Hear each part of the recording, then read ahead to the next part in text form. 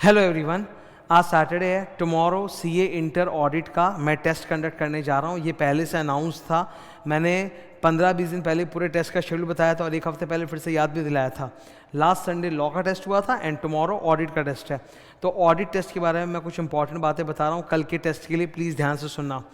ये पूरा पेपर जो होगा वो MCQ बेस्ड पेपर है। There are 50 MCQs of 2 marks each, यानी कि 100 मार्क का पेपर है, पूरा MCQ बेस्ड, बिकॉज एग्जाम में 2-2 मार्क के MCQ आते हैं। ठीक है, सारे के सारे MCQ केस स्टडी बेस्ड है, मतलब एक लंबा सा केस रहेगा और उसके ऊपर कुछ MCQs पूछे हुए रहेंगे।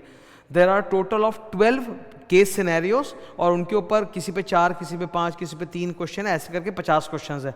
तो 50 × 2 100 मार्क का पेपर है ऑडिट का, जो कल होने जा रहा है। ठीक है, पेपर ये टेस्ट जो होगा इट्स एन ऑनलाइन, कि घर में आपको टेस्ट देना है, आपको आके सेंटर पर टेस्ट नहीं देना है। एग्जाम के जो रियल टाइम होते हैं ना सीए के, वो होते हैं 2 से 5 आफ्टरनून स्लॉट। तो मैं भी टेस्ट उसी टाइम पे करूंगा 2 से 5, कि ये देखने के लिए कि आफ्टरनून में तुम्हारा दिमाग चलता है कि नहीं चलता है।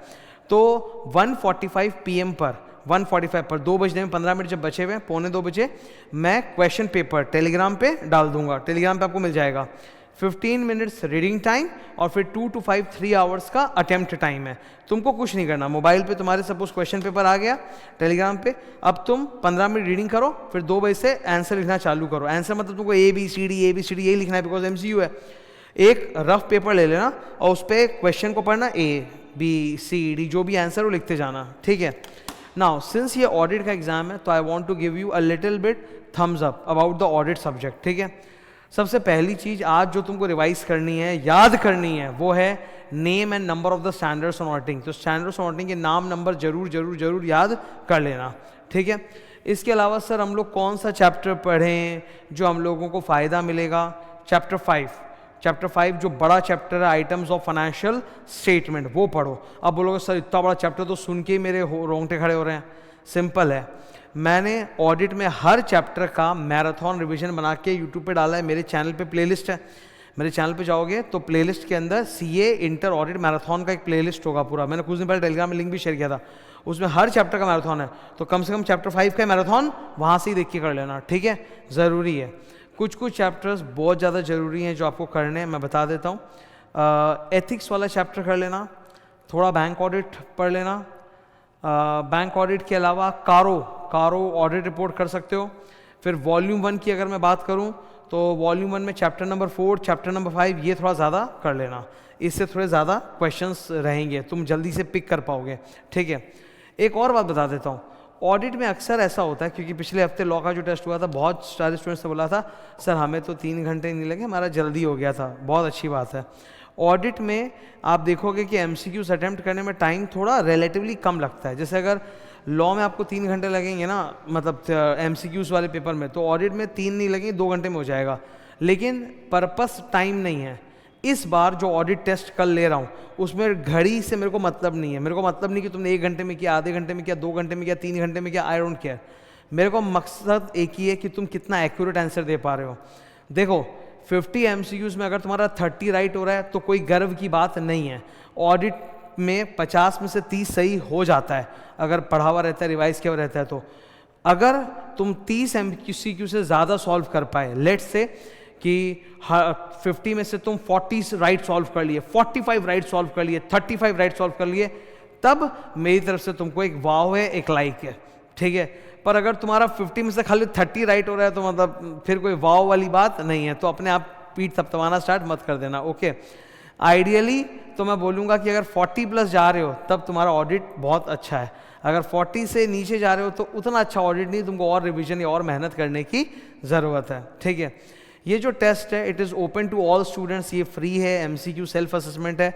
ये मैं टेलीग्राम पे डालूंगा ही। 1:45 बजे पेपर आ जाएगा, फिर 15 मिनट बाद आप अटेम्प्ट करना। 2 से 5 अटेम्प्ट करने के बाद 5 बजे मैं उसकी आंसर्स बता दूंगा और आंसर का सॉल्यूशन का पूरा डिस्कशन वीडियो भी डाल दूंगा कि तुमको पता चल जाए अच्छा इसका आंसर ये क्यों। क्योंकि आप समझ लो 50 MCQ में से ना कुल 20 MCQ ऐसे होंगे जो बहुत ज़बरदस्त लेवल के हैं, जहाँ तुम मिस्टेक्स कर सकते हो, तुम्हारे आंसर गलत हो सकते हैं। ठीक है, तो इसीलिए प्लीज़ MCQ के ऑप्शंस को ढंग से पढ़ना।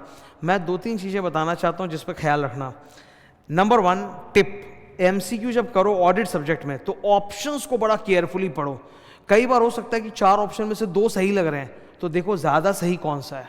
ठीक है। सपोज आपको दो ऑप्शन ए और सी दोनों ही सही सही लग रहा है, तो अब ज़्यादा सही कौन सा है वो देखो, ठीक है। ऐसे बहुत सारे क्वेश्चंस आते हैं, ऑप्शंस आते हैं एमसीक्यू में, तो ऑप्शंस को बड़े गौर से पढ़ो। दूसरा, ऑडिट में तुम ऐसा कर सकते हो कि कहानी पढ़ने के पहले क्वेश्चंस पढ़ लो। जैसे अक्सर हम लोग बोलते हैं ना कि कहानी वाले एमसीक्यूज में आपको पहले सवाल पढ़ने चाहिए, फिर आप कहानी पढ़ो, तो आप तैयार रहते हो कि क्या क्या आपके काम का है कहानी में जो आपको चाहिए। तो ऑडिट में ये स्ट्रैटेजी वर्क करती है। तो तुम पहले चाहो तो एक बार क्वेश्चन फटाक से ब्रिस्क रीडिंग कर लो और फिर जाके कहानी को पढ़ो, ढूंढने के लिए कि कहानी का कौन सा हिस्सा उस क्वेश्चन में अप्लाई करेगा। क्योंकि कई बार देखते हैं कि लंबी कहानी है पर क्वेश्चन में उसका पूरा इस्तेमाल नहीं हो रहा है, तो ऑडिट में वो स्ट्रैटेजी भी वर्क करेगी। But please read the options very very carefully. कई जगह पे ऐसा भी होगा तुमको लगे अरे ये तो मिस्टेक है, अरे ये तो गलत है, अरे वो सही है, मैंने पूरा चेक करके ठीक करके डाला है, ठीक है। तो अब एकदम शांत माथे से सॉल्व करना। कल फिर से बोल रहा हूँ, कल एकदम टेस्ट पैटर्न वैसे ही रहने वाला है। पेपर टेलीग्राम पे आएगा 2:45 बजे, 5 बजे उसका आंसर आएगा, मेरा सॉल्यूशन भी मैं डालूंगा। लेकिन सबसे important purpose, you should try कि कल 50 में से 50 आ जाए, मतलब एकदम सारे एमसीक्यू सही हो जाए। वो मतलब मेन मकसद है मेरा, accuracy of the answers rather than कि तुमने कितने जल्दी ख़त्म किया। उसमें मुझे कल वाले पेपर में उसमें मुझे कोई दिलचस्पी नहीं है, ठीक है। तो प्रिपेयर करो। मैंने जो चैप्टर्स बताए हैं, वॉल्यूम 1 में चैप्टर नंबर 4, 5 एंड वॉल्यूम 2 में मुझे चैप्टर नंबर नहीं, उसका नाम याद आ रहा है, बैंक ऑडिट कर लेना। एथिक्स वाला जो चैप्टर है वो ज़रूर पढ़ लेना। इसके अलावा थोड़ा सा कारो पढ़ लोगे तो अच्छा रहेगा, ठीक है। तो ये सब हल्के फुल्के रिविजन्स कर लो। नहीं होता तो मेरे रिवीजन वीडियोस जो मैराथन प्लेलिस्ट में मैंने डाल रखा है वो देख सकते हो, उससे भी काम एक बार चलेगा। पर ये टेस्ट ज़रूर दो। मैंने हर स्टूडेंट को बोला है कि देखो, हमेशा स्टूडेंट्स मुझे पुश करते रहते हैं कि मैं भी अपनी लिमिट्स को पुश करूं, कुछ नया करूं। तो मैं काफ़ी चीज़ें नया कर रहा हूं, टेस्ट लाना, राइटिंग प्रैक्टिस करना, समरी बुक भी बना रहा हूं, उसमें टाइम लगेगा, कुछ महीने टाइम लगेंगे समरी बुक बनाने में। तो मैं कुछ ना कुछ नया कर रहा हूं। अब आप लोगों का जो पार्टिसिपेशन होता है वो मेरे जोश को, एंथुजियाज्म को बढ़ा देता है। तो जब मैंने लॉ टेस्ट कंडक्ट किया था पिछले संडे, बहुत सारे स्टूडेंट्स ने पार्टिसिपेट किया, कमेंट किया, बताया अपना मार्क्स, तो मुझे भी उससे एक हिम्मत मिलती कि हाँ यार स्टूडेंट को फ़ायदा हो रहा है, तो चलो मैं और मेहनत करता हूँ। तो इस बार कल वाले ऑडिटर्स में मैंने बहुत मेहनत किया है उसके पेपर को बनाने में। पूरे हफ्ते चलता है काम, पूरे वीक बैठ के मैं उसके सारे पेपर्स बनाता हूँ, लंबे केस, एमसीक्यू, इसका आंसर ये, और चुन चुन के कि भाई कौन सा एमसीक्यू वाला डालें। जो ज़्यादा हल्का वाला लगता है वो मैं नहीं डालता हूँ, जो थोड़ा मेरे को स्टैंडर्ड का लगता है वो मैं डालता हूँ। अक्सर क्या होता है, paper is a mixture of easy and hard, तो मैं एक संतुलन बनाए रखता हूँ। तो पूरे हफ्ते में मेहनत करता हूँ कि मुझे लगता है हाँ भाई स्टूडेंट को फ़ायदा होना चाहिए। और हर हफ्ते अगर इस तरह से टेस्ट होते जाएंगे तो डेफिनेटली तुम हर हफ्ते कुछ नया नया क्वेश्चन आंसर सीख रहे हो, थोड़ा एक प्रैक्टिस आ रहा है, थोड़ा रिदम आ रहा है। अब लॉ में जैसे मैंने राइटिंग प्रैक्टिस कल इशू किया था, वैसे ऑडिट में भी मतलब थोड़ा टाइम लगेगा मुझे, राइटिंग प्रैक्टिस ऑडिट में बना के दूंगा ताकि ऑडिट में भी राइटिंग प्रैक्टिस की तुमको एक लत लगे, ठीक है। तो best of luck for tomorrow's paper. Thank you.